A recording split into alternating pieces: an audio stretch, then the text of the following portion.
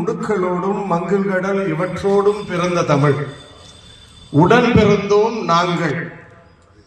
அன்னை தமிழுக்கும் அன்பு தமிழ் சொந்தங்களுக்கும் என் பணிவான வணக்கத்தினை தெரிவித்துக் கொள்கிறேன். அருமை அருமை அருமை. பாரதிதாசனுடைய கவிவரிகள். செங்கல்பட்டு மாவட்டம் திருக்கழுகுன்றம் மலை அடிவாரத்தில் அமைந்திருக்கக்கூடிய, பெயரில் வீரம் இருந்தாலும் சாந்த சொரூபம் என்கிற சிறப்போடு அமைந்திருக்கக்கூடிய அருள்மிகு வீரபத்ர சுவாமி திருக்கோயில் மகா சிவராத்திரி திருவிழாவினை மிக சிறப்பாக கொண்டாடி கொண்டிருக்கக்கூடிய உங்கள் அத்தனை பேருக்கும் என்னுடைய வணக்கங்களையும் வாழ்த்துக்களையும் தெரிவித்து, எங்களை எல்லாம் வழிநடத்தி கொண்டிருக்கக்கூடிய ஆசிரியர் பெருமகனார் எங்களோடு மேடையில் அமர்ந்திருக்கிறார். அவருக்கும் என்னுடைய பணிவான வணக்கத்தினை தெரிவித்து, எங்களுக்கு தமிழ்தான் அரசியாகவும் அரசனாகவும் இருக்க முடியும் என்பதனால் எங்கள் நடுவர் பெருமகனார் தமிழரசனாக அமைந்திருக்கிறார். அற்புதமான நடுவர் மதிப்பிற்குரிய தமிழரசன் ஐயா அவர்களை வணங்கி இரு அணி பேச்சாளர் பெருமக்களுக்கும் வாழ்த்துக்களை சொல்லி, அற்புதமான இசைவாணர்களுக்கு வணக்கங்களை சொல்லி, அன்பும் சிவமும் இரண்டு என்பார் அறிவிலார், அன்பே சிவமாவது யாரும் அறிகிறார். அன்பே சிவமாவது அறிந்தபின் அன்பும் சிவமாய் அமைந்திருந்தாரே என்கிற திருமூலரின் வாக்கோடு தொடங்குகிறேன். சிவாய நமக, சிவாய நம என்று சொல்பவர்களுக்கு ஒருபோதும் அபாயம் வருவதில்லை என்பார்கள். அப்படிப்பட்ட அருளோடு மகா சிவராத்திரி பெருவிழாவினை அற்புதமாக தொடங்கி இருக்கக்கூடிய உங்கள் ஊர் உண்மையிலேயே மிகச்சிறந்த ஆன்மீக பூமி. ஆன்மீக பூமியில் கால் வைப்பதற்கே புண்ணியம் செய்திருக்க வேண்டும் என்றால், வாழ்ந்து கொண்டிருக்கக்கூடிய பெருமக்கள் நீங்கள் எப்படிப்பட்ட புண்ணியத்தை செய்திருக்க வேண்டும் என்பதை வியந்து பார்க்கிறேன். எங்களுடைய நடுவர் திருக்கழுகுன்றத்தினுடைய பெயர் காரணத்தை அவ்வளவு அற்புதமாக சொன்னார். அப்படிப்பட்ட ஒரு பக்தி பெருக்கோடு நிறைந்திருக்கக்கூடிய இந்த பூமியிலே எனக்கு முன்னாடி சகோதரர் அகிலன் வந்து மனிதனை மேன்மையுறச் செய்வது பக்தி பாடல்கள் தான் என்று சொல்லிவிட்டு சென்றிருக்கிறார். அவருக்கு மாறாக பக்தி பாடல்களை காட்டிலும் மனிதனை பெரிதும் மேன்மையுறை செய்வது தத்துவ பாடல்களே என்று பதிவு செய்ய வந்திருக்கிறேன். நான் அவரிலிருந்தே தொடங்குகிறேன். நான் பக்தியையே தத்துவத்தில் இருந்தே தொடங்குகிறேன். நல்லவர்க்கெல்லாம் சாட்சிகள் ரெண்டு, ஒன்று மனசாட்சி, ஒன்று தெய்வத்தின் சாட்சியம்மா. நல்லவர்க்கெல்லாம் சாட்சிகள் ரெண்டு, ஒன்று மனசாட்சி, ஒன்று தெய்வத்தின் சாட்சியம்மா. நம்பிக்கை வைத்து கல்லையை பார்த்தால் அதுதான் தெய்வத்தின் காட்சியம்மா, அதுதான் உள்ளத்தின் காட்சியம்மா, அதுதான் உண்மையின் சாட்சியம்மா. நல்லவர்க்கெல்லாம் சாட்சிகள் ரெண்டு, ஒன்று மனசாட்சி, ஒன்று தெய்வத்தின் சாட்சியம்மா. பக்தியையே நாங்கள் தத்துவத்தின் மூலமாக வெளிப்படுத்த முனைப்போம். அடுத்து பக்தி எப்படி இருக்கு இன்னைக்கு? நான் கூட வீட்டுல பயபக்தியோட தான் இருக்கிறேன். என் அம்மா மேல இருக்கிறது எனக்கு பக்தி, என் மனைவி மேல இருக்கிறது பயம். பயமும் பக்தியுமா நான் வாழ்ந்துட்டு இருக்கிறேன். பயபக்தி. ஆமா, தாய்க்கு பின் தாரம்னு சொன்னது சரிங்க. நான் சின்ன வயசுல எங்க அம்மா அடிப்பாங்க. சரி, இப்பெல்லாம் அம்மா அடிக்கிறாங்க. நானு என் மனைவி கிட்ட போன வாரம், ஏம்மா நான் உன் கண்ணுல ஒரு 4 நாள் படலைன்னா என்ன பண்ணுவேன் அப்படின்னு அவங்க கேட்டாங்க. எங்க உங்க கண்ணுல நான் 4 நாள் படலைன்னா? ஆமா. நான் சந்தோஷத்துல ரொம்ப சந்தோஷமா இருப்பேன்ட்டேன். திங்கக்கிழமை அவங்க தெரியல, செவ்வாய்க்கிழமையும் தெரியல, புதன்கிழமையும் தெரியல, வியாழக்கிழமை என் கண்ணுல லேசா வீக்கம் தெரிஞ்சு அப்படி லேசா தெரிய ஆரம்பிச்சாங்க. அப்படி ஒரு அடி. எங்க பக்கத்து வீட்டு பெரியவர் சொல்லுவாரு, புருஷன் பொண்டாட்டிக்குள்ள ஏதாவது பிரச்சனைனா ஒரே அறையில பேசி தீர்த்துக்கணும், ஒரே அறையில பேசி தீர்த்துக்கணும். அருமையான அறை. அதான் அவர் சரியா பின்பற்றுவார். அந்த பயபக்தியோடு வாழ்ந்து கொண்டிருக்கிற நானு இன்னைக்கு பக்தி சில நேரங்கள்ல பகல் வேஷமாவும் இருக்குது. குமரவேல் சார், சொல்லுங்க சார். எங்க மாமனாருக்கு போன் பண்ண உங்களை மாதிரியே எனக்கு பயம். மாமா, உங்க பொண்ணு கொஞ்சம் லேசா கன்னத்துல அப்படி கை வச்சுட்டேன். அது கிடக்கட்ட மாப்பிள்ளை, இப்ப நீ எந்த ஹாஸ்பிட்டல் இருக்கிற? பாருங்க, 108 கொண்டு வந்துட்டாரு. நடுவர் அவர்களே, இன்னைக்கு ஒருத்தர் சாமியார் கிட்ட போய், சாமி என் மனைவியை அடக்க வழி சொல்லுங்க. அது தெரிஞ்சா நான் ஏன்டா சாமியார் ஆயிருக்கேன். ஆமா ஆமா ஆமா. ஒரு சாமியாராகி 10 வருஷத்துக்கு அப்புறம் மனைவியோட போட்டோவை இடுப்புல சொல்லி வச்சுட்டே இருந்தாராம். 10 வருஷமாவே வச்சுட்டு இருந்தார். கூட இருந்த சீடனுக்கு ஒரு சந்தேகம். இந்த ஆள் அடிக்கடி வேற இந்த போட்டோவை எடுத்து பாக்குறாரு, மனைவியோட படத்தை பாக்குறாரு, மறுபடியும் சொல்லிக்கிறாரு. சாமிக்கு இந்த துறவர வாழ்க்கையில கஷ்டம் போல இருக்கு, இல்லற வாழ்க்கைக்கு போறதுக்கு ஆசை வந்துருச்சு, அதனாலதான் அடிக்கடி எடுத்து பாக்குறாருன்னு எப்படியாவது கேட்டோம்னு ஒரு நாள் சாமியார் கிட்ட கேட்டார். சாமி, நம்ம காடு மேடெல்லாம் நடக்கிறோம், உணவெல்லாம் சரியா கிடைக்கிறது இல்லைன்னு, துறவர வாழ்க்கை கஷ்டமா இருக்குன்ட்டு வீட்டுக்கு போகணும்னு ஆசைப்படுறீங்களா அடிக்கடின்னு. அதெல்லாம் ஒண்ணும் இல்லடா சிஷ்யா, இவ்வளவு கஷ்டமான வாழ்க்கை வரும்போதெல்லாம் இந்த போட்டோவை எடுத்து பார்ப்பேன், இதை விடமா பெரிய கஷ்டம் நமக்கு வந்துட போகுது. அப்படி இல்லாம சாமி கிட்ட ஒருவர், நானே பரீட்சை +2 எக்ஸாம் வந்துச்சு. பக்கத்து வீட்டுல பையன் குமார் சார், வெடிகான பார்த்தா சொல்லிட்டேன், கௌசல்யா சுப்ரஜா ரமா பூர்வா உத்திஷ்ட நரசே சிவ சுப்ரபாதம். கௌசல்யா சுப்ரஜா ரமா பூர்வா உத்திஷ்ட நரசே சிவ சுப்ரபாதம். ஆஹா, பையன் பாரியா தூங்கி எழுந்த உடனே இறை வார்த்தை சொல்லிட்டு படிக்கிறான்னு சொன்ன சார். போய் கேட்ட, நல்ல பையன்டா, பரீட்சைக்கு வெடிகாலம் எழுந்த அருமையா படிக்கிறாரு சார். அட போங்க சார், என் கிளாஸ்ல கௌசல்யா சுப்ரஜா ரமா பூர்வா 4 பொண்ணுங்க இருக்குது. அதுல எது எனக்கு கிளிக் ஆகணும் நான் தினந்தோறும் சொல்லிட்டே இருக்கிறேன் சார் சொல்றான் சார். ஒரு பக்தின்னு வந்து சொல்லிட்டு போயிருக்காரு. எங்க நடுவர் ரொம்ப உஷாரா இருக்கணும் அவர் பிள்ளைங்க.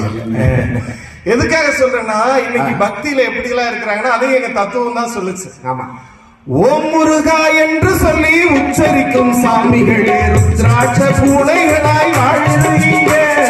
சீமான்களின் ஒருவையிலே சாமானிய மக்களையே ஏமாற்றி கொண்டாட்டம் போடுறீங்க. பொய்மை எப்போதும் ஓங்குவதும் இல்லை, உண்மை எப்போதும் தூங்குவதும் இல்லை. கண்ணை நம்பாதே, உன்னை ஏமாற்றும் நீ காணும் தோற்றம் உண்மை இல்லாதது. அறிவை நீ நம்பு, உள்ளம் தெளிவாகும், அடையாளம் காட்டும், பொய்யே சொல்லாதது. பகுத்தறிவை சொல்லிக் கொடுத்தது நம்முடைய தத்துவம். ஆமா, வெறும் பக்தி பாட்டு திருவிழா காலங்களில் கேட்டு அந்த பக்தியோட கொண்டாடிட்டு முடிச்சிடும். வாழ்க்கை முழுவதும் ஒரு இரவுல போய் படுங்க, அன்னைக்கு 1000 துன்பம் இருக்கலாம். நம்ம வாழ்க்கை அங்க ஒரு செய்தியை ஒரு பாட்டு மூலமா கிடைக்கக்கூடிய அந்த கருத்து இருக்கு பாருங்க. நல்லா பள்ளிக்கூட ஆசிரியர் சார். ஆமா, இன்னைக்கு நான் இது மேடைக்காகலாம் சொல்லல, நீங்க எங்க பள்ளிக்கூடத்துக்கு வாங்க. பணப்பாக்கம் காஞ்சிபுரம் பக்கத்துல தான், நான் அங்க பக்கத்துல ஒரு கிராமத்துல வேலை செய்ய. அருமையான பள்ளி. 8ஆம் வகுப்பு மாணவர்கள் தினமும் வகுப்பை தொடங்கும் போது ஒரு 2 பாட்டை பாடிட்டு தான் உட்காருவான். தவறு என்பது தவறு செய்வது, தப்பு என்பது தெரிந்து செய்வது. தவறு செய்தவன் திருந்த பார்க்கணும், தப்பு செய்தவன் வருந்தினாகணும். நல்ல பிள்ளைகளை நம்பி இந்த நாடே இருக்குது தம்பி. சின்னது கைகளை நம்பி ஒரு சரித்திரம் இருக்குது தம்பி. இந்த பாட்டை நான் மேடைக்காகலாம் சொல்லலைங்க ஐயா, நீங்க வந்து பாருங்க. என் குழந்தைகளுக்கு நான் சொல்லி கொடுத்துருக்கிறேன். இந்த வரிகள் எல்லாம் நல்ல கருத்தை சொல்றீங்க குழந்தைங்களுக்கு. ஆமா, இன்னொரு பாட்டையும் பாடுவாங்க. இந்த 2 பாட்டையும் நான் குழந்தைகளுக்கு ரொம்ப நாளா பழக்கப்படுத்தேன். அன்னையிடம் நீ அன்பை வாங்கலாம், தந்தையிடம் நீ அறிவை வாங்கலாம். 2ம் இருந்தால் பேரை வாங்கலாம், பேரை வாங்கினால் ஊரை வாங்கலாம். பிள்ளைகளின் இந்த நாடே இருக்குது தம்பி. அந்த பாட்டிலே இந்த வரிகளை எல்லாம் சொல்லிட்டு இன்னொரு பாட்டை குழந்தைங்க பாடுவாங்க. பாலூட்டும் அன்னை அவள் நடமாடும் தெய்வம், அறிவூட்டும் தந்தை நல் வழிகாட்டும் தலைவன். தாயும் தான் முக்கியம்னு அகிலன் போய் சொன்னார், உட்கார்ந்தாரு. அவர் பக்தியை முடிக்கும் பொழுது யார சொல்லிட்டு போனாரு? அவங்க தாயை தந்தை தான். தாயும் தந்தையும் தத்துவத்துல தானே சார் தாய் தந்தைகள்லாம் இன்னைக்கு போற்ற முடியும். அருமை அருமை. இன்னைக்கு அம்மாங்கிற உறவு சாதாரண உறவு சார். என்ன உறவுங்க நம்ம தமிழ் இந்த உலகத்திலேயே 2 தான் ஆகச் சிறந்தது. ஒன்று தாயினுடைய கருவறை, இன்னொன்று பள்ளியினுடைய வகுப்பறை. அதுதான் அம்மாங்கிற சொல் சாதாரண சொல் இல்ல. தமிழ்ல உயிரெழுத்து, இம் மெய்யெழுத்து, அதுவும் 10வது மெய்யெழுத்து. 10 மாதம் சுமக்கிறாங்க இல்லையா? இந்த குழந்தை பிறந்துமா அப்படின்னு கூப்பிடுது, உயிர்மை. அது தோன்றிய அந்த உயிர்மை முதல்ல சொல்ற அந்த எழுத்து வார்த்தை அம்மா. அப்படிப்பட்ட ஒரு சிறப்புக்குரிய அந்த உறவை திரைப்பட பாடல்கள் எத்தனை பழைய பாடல்ல இருந்து நடுவுல வந்த பாடல்கள் இருந்து இப்போ வரைக்கும் பசுந்தங்கம் புதுவெள்ளி மாணிக்கம் மணிமயில் அவையாவும் ஓர் தாய்க்கு ஈடாகுமா? விலை மீது விலை வைத்து கேட்டாலும் கொடுத்தாலும் கடை தண்ணி தாயன்பு கிடைக்காதம்மா. 2 மாதங்கள் கருவோடு என்னை தாங்கி நீ பட்ட பெரும்பாடு அறிவேனம்மா. 7 ஜென்மங்கள் எடுத்தாலும் கொடுத்தாலும் உனக்கு இங்கு நான் பட்ட கடன் தீருமா? உன்னாலே பிறந்தேனே அம்மா என்றழைக்காத உயிரில்லையே, அம்மாவை வணங்காத உயிரில்லையே. அருமை அருமை. இந்த தத்துவ பாடல்கள்ல அம்மாங்கிற பாட்டு எத்தனை சார். ஏன்னா அம்மாங்கிற உறவு அப்படி. சின்ன வயசுல வெளியில விளையாட போயிட்டு வருவாங்க ஐயா. மழையில நனைஞ்சிட்டு வருவேன். வர வழியில தெருவில் இருக்கிற ஒரு 3வது வீட்டுக்கார் கேட்பாரு, ஏன்டா இவ்வளவு மழை பெய்யுது தெரியலையா, படிச்சிருக்கிற, எங்கேயாவது ஒதுங்கி நிக்க வேண்டியதானு கேட்பாரு. வீட்டுக்குள்ள வந்த உடனே எங்க அப்பா கேட்பாரு, எரும மாடை இவ்வளவு தொப்ப கட்டியா நனைஞ்சிட்டு வந்திருக்கேன், மழையில ஒதுங்கணும்னு கூடவா தெரியாதுன்னு. உள்ள எங்க அம்மா கூப்பிட்டு அந்த துண்டை போட்டு தலையில அப்படி தொடச்சு, அந்த முந்தானியால அப்படி தொடச்சு, பழா போன மழை என் புள்ள விளையாடும் போதா வரணும். எல்லாரும் என்ன திட்டினாங்க சார், என்ன விட்டுட்டு மழையை திட்டினவங்க.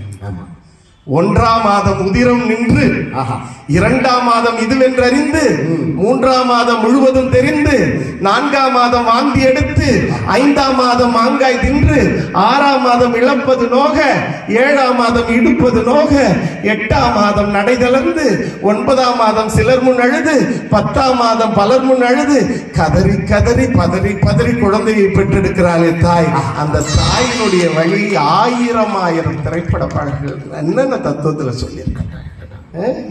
வெறும் பக்தியில சுவாமியை மட்டும்தான் சார் நினைவு கூற முடியும். ஆனால் தத்துவங்கள் வாழ்க்கையினுடைய அத்தனை செய்திகளையும் சொல்லுது.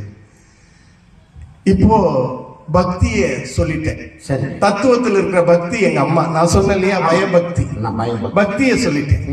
அடுத்து நான் பயத்தை பத்தி சொல்லணும். ஆமா, என் மனைவி இருக்கக்கூடிய திசை நோக்கி வணங்கி. ஐயோ, அவ்வளவு பக்தியா. இப்ப தூங்கிட்டு இருப்பாங்களா, மூச்சுன்னு இருப்பாங்களா? மூச்சுதான் இருப்பாங்க. என் மனைவிக்கு ஒரு வீசிங் ப்ராப்ளம் சார். இந்த வீசிங்னா அந்த கையங்கோயின் இருக்குது அதுவா? இல்ல சார், கோவம் வந்தா கரண்டி எடுத்து வீசுவா, பாத்திரம் எடுத்து வீசுவா. நான் 2 வார்த்தையை வச்சுட்டு தான் சார் வாழ்க்கையை நகர்த்திட்டு. ஆமா, சரிமா சாரிமா. நீங்க சொல்ற மாதிரி கோயிலுக்கு போய் ஓம் ஓம்லாம் சொல்றது இல்லைங்க. மனைவி எது சொன்னாலும் ஆம் ஆம் என்று சொல்கிறேன். அதனாலதான் போயிட்டு. ஆனால் அப்படிப்பட்ட மனைவிங்கிற உறவு வந்த பிறகுதான் நீங்க சொன்னீங்கல்ல, மனைவி நேரம் திசையை நோக்கி வணங்குறீங்களே, தூங்கிட்டு இருப்பாங்க. நீங்க ரொம்ப கொடுத்து வச்சுக்கோங்க. மனைவி நமக்கு ஒண்ணு வரமா இருக்கணும், இல்லைன்னா அவங்க ஆத்தா வீட்டுக்கு போனா வராம இருக்கணும். நடுவர் அவர்களே, நீங்க கேட்டீங்க தூங்கிட்டு இருப்பாங்களான்னு.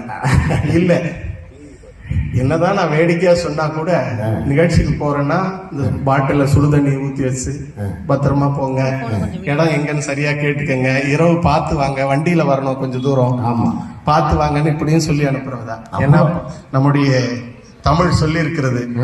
தாயோடு அறுசுவை போம், ஆமா. தந்தையோடு கல்வி போம், சேயோடு தான் பெற்ற செல்வம் போம், ஆமா.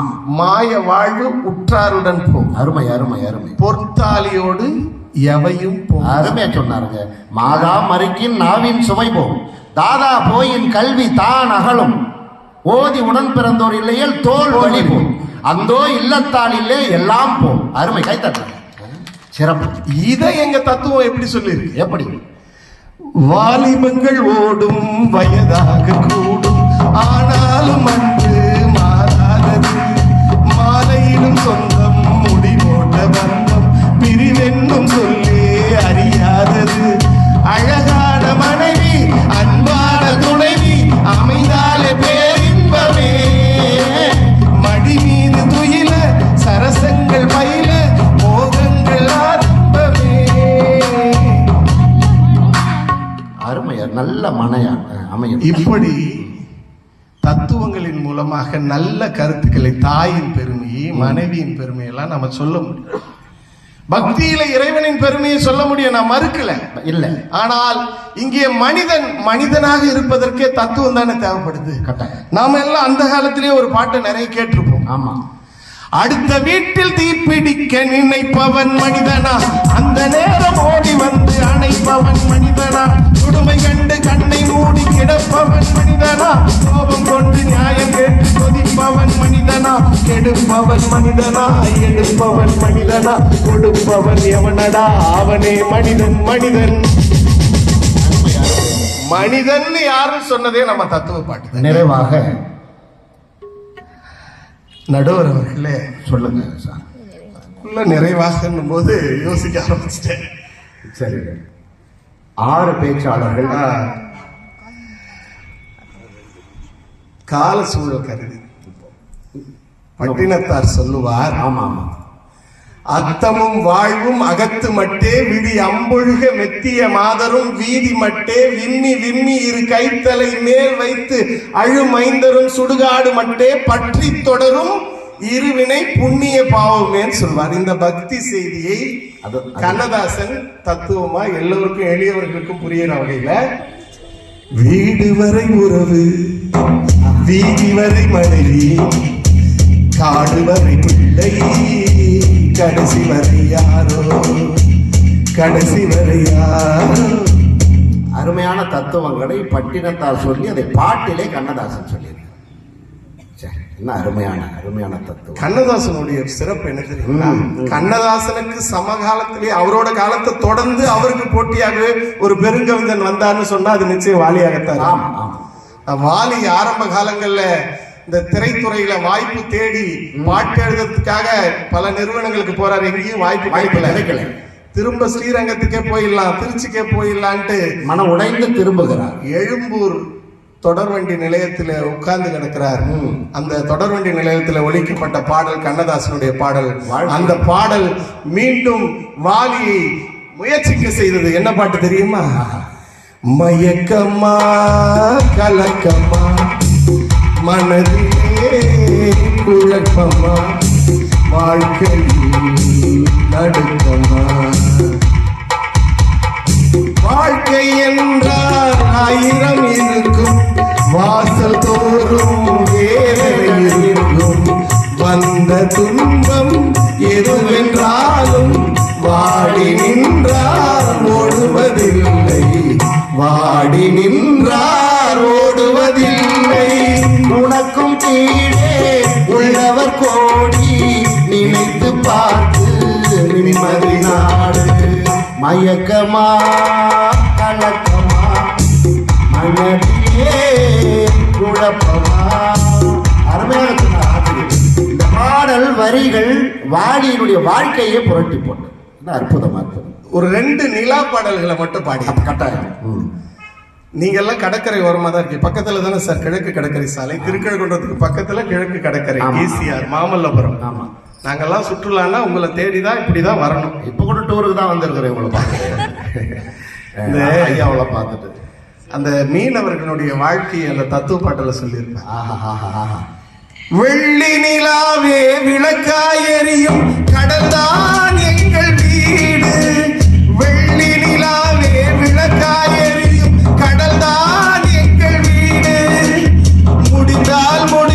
தொடர்ந்தால் தொடரும். இதுதான் எங்கள் வாழ்க்கை, இதுதான் எங்கள் வாழ்க்கை. தரை மேல் பிறக்க வைத்தார், எங்களை தண்ணீரில் பிழைக்க வைத்தார். கரை மேல் இருக்க வைத்தார், பெண்களை கண்ணீரில் குளிக்க வைத்தார். தரை மேல் பிறக்க வைத்தார்.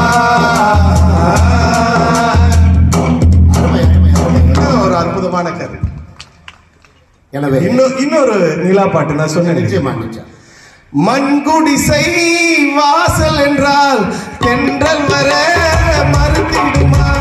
மாலை நிலா ஏழை என்றால் வெளிச்சம் வர மறுத்திடுமா? உனக்காக ஒன்று எனக்காக ஒன்று ஒருபோதும் தெய்வம் கொடுத்ததில்லை. கொடுத்ததெல்லாம் கொடுத்தான், அட யாருக்காக கொடுத்தான்? ஒருத்தருக்காக கொடுத்தான், இல்லை கொடுத்தான். நல்ல நல்ல வரிகள், நல்ல வரிகள். எனவே நடுவர் அவர்களே, தத்துவ பாடல்கள்ல ஆயிரம் நல்ல கருவிகள் கொட்டி கிடக்குது. கண் போன போக்கிலே கால் போகலாமா? நேரம் இல்லாதனால செய்தியா நிறைய கண் போன போக்கிலே கால் போகலாமா? கால் போன போக்கிலே மனம் போகலாமா? மனம் போன போக்கிலே மனிதன் போகலாமா? அருமையான அந்த வரிகளுக்கெல்லாம் இணையாக நாம் எதை சொல்ல முடியும்? நிறைய இருக்கு, நிறைய இருக்கு. நடுவர் அவர்களே, இன்னொன்னு பழைய பாட்டை தம்பி பாடிட்டாரு. நிறைய ஒரு 2 பாட்டாவது புதுசு பாடி முடிக்கணும்னு நினைக்கிறேன். இன்னைக்கு திருச்சியில ஒரு பள்ளிக்கூடத்துல நான் எப்படி என்னுடைய வகுப்பறையில ஒரு பாட்டை பாட வைக்கிறேன் அப்படின்ற மாதிரி நீங்கள் எல்லோரும் அந்த ஆட்டோகிராஃப்ன்ற படத்துல வந்த ஒரு பாட்டு இருக்குல்ல, ஆமா, அந்த பாடல் வரியில அந்த பள்ளியினுடைய காலை பிரார்த்தனை கூடத்துல பாடுவாங்க. ஆமா, இதுதான் பிரேயர். உள்ளம் என்றும் எப்போதும் உடைந்து போக கூடாது, என்ன இந்த வாழ்க்கை என்ற எண்ணம் தோன்றக்கூடாது. எந்த மனிதன் நெஞ்சுக்குள் காயமில்லை சொல்லுங்கள், காலப்போக்கில் காயமெல்லாம் மறந்து போகும் மாயங்கள். மனிதாவும் மனதை கீழோடு மரமாகும், அவமானம் படுதோல்வி எல்லாமே உரமாகும்.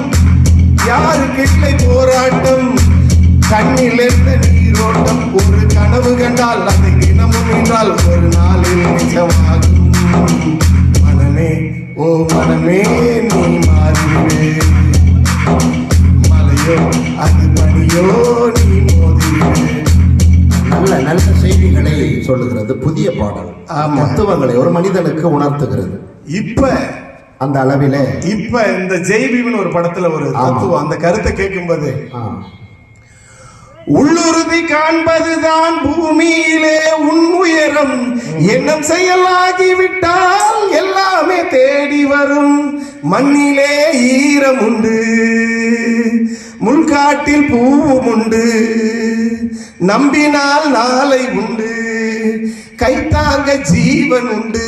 இப்படி ஆயிரம் கருத்துக்களை தத்துவ பாடல்கள் தந்து கொண்டிருப்பதால் பக்தி பாடல்களை நாங்கள் குறை சொல்ல வரவில்லை. இல்லை இல்லை, மனிதர்களை பெரிதும் மேன்மையுரை செய்வது பக்தி. நாம பக்தி பாடல்கள் கேட்கும் போது இறைவனை மனமாற வணங்குகிறோம், பணிவோடு பக்தியோடு வணங்குகிறோம், இல்லை என்பதில்லை. ஆனால் மனிதனை அழகான மனிதனாக்க, பொறுப்பான குணமான மனிதனாக்குவது இந்த பாட்டெல்லாம் கேட்கும் போது தானே நமக்குள்ள அந்த பண்பு வளர்கிறது. எனவே நடுவர் அவர்களே, எங்களுடைய வாணியம்பாடி கவிஞர் கவிக்கோ அப்துல் காதர் ஐயா சொல்லுவாங்க, ஒரு இங்கு பேனா. ஆமா, இந்த இங்கு பேனா உங்க கண்ணு முன்னாடி ஒரு இங்கு பேனாவை நினைச்சது.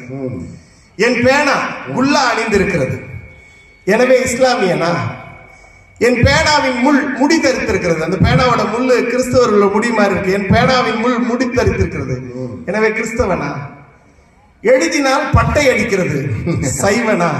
அருமை அருமையான. மூடியின் கிளிப் நீண்ட நாமம் போல் இருக்கிறது, எனவே வைணவனா. மூடியுடன் கூடிய பேனாவை ஒரு கணம் உற்று பார்க்கிறேன், ஒன்றாய் தெரிகிறது. ஆம், சிந்தித்து பார்த்தால் எல்லாம் ஒன்றாய் தெரிகிறது என்று சொல்லி, உம்மதமா எம்மதமா ஆண்டவன் என்ற மதம், நல்லவங்க எம்மதமோ ஆண்டவன் அந்த மதம் என்று சொல்லி அற்புதமான இந்த புண்ணிய பூமியிலே பேசுவதற்கு வாய்ப்பளித்த உங்கள் அத்தனை பேருடைய திருவடிகளை மீண்டும் ஒரு வணங்கி நன்றி கூறி உரையை நிறைவு செய்கிறேன். நன்றி, வணக்கம். ஆஹா